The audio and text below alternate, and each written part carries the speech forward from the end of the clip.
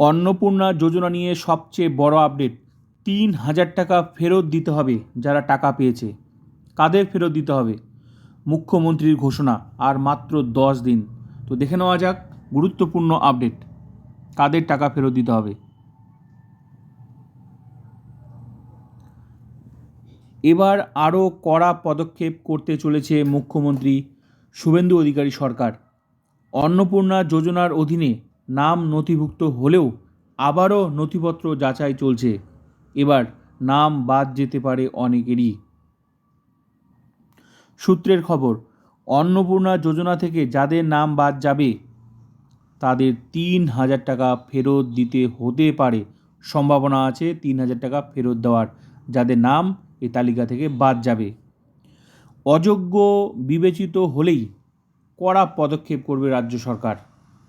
ভুল নথিপত্র জমা দিয়ে এই প্রকল্পের সুবিধা নিলেই ৩,০০০ টাকা ফেরত দিতে হতে পারে। যারা ভুয়ো ডকুমেন্টস দিয়ে টাকা নিয়েছে তাদের কিন্তু ৩,০০০ টাকা ফেরত দিতে হতে পারে, দেওয়ার সম্ভাবনা আছে। তো গুরুত্বপূর্ণ আপডেট, মোট কথা যারা ভুয়ো ডকুমেন্টস দিয়ে টাকা নিয়েছে, ভুল তথ্য দিয়ে,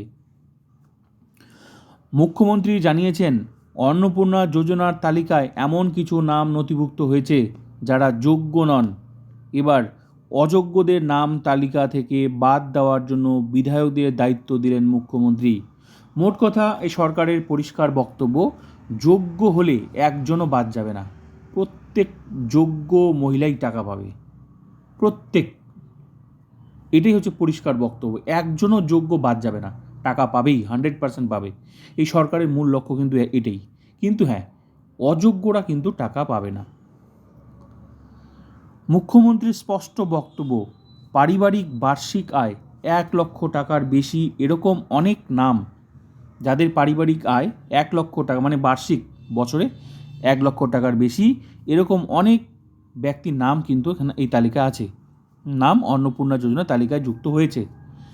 আবার অনেকের পাওয়ার কথা, যাদের পাওয়ার কথা তারা কিন্তু তাদের নাম বাদ চলে গেছে, এটাই হচ্ছে মূল বিষয়। আবার অনেকের পাওয়ার কথা, তারা যোগ্য, তাদের নাম কিন্তু বাদ চলে গেছে।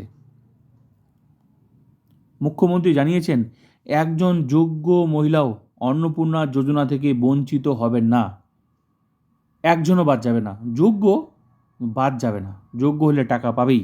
আবার এটাও জানিয়েছেন আবার অযোগ্যরা যেন এই প্রকল্পের সুবিধা না পান তাও খেয়াল রাখতে হবে। এই বিষয়টাও কিন্তু সরকার দেখছে, যে যাতে কোনো অযোগ্য টাকা না পায়। যেমন যোগ্য দেখতে হবে যে যোগ্য যাতে টাকা পায়, এই বিষয়টা যেমন দেখছে, পাশাপাশি কিন্তু অযোগ্যও যাতে না পায় এই বিষয়টাও দেখছে।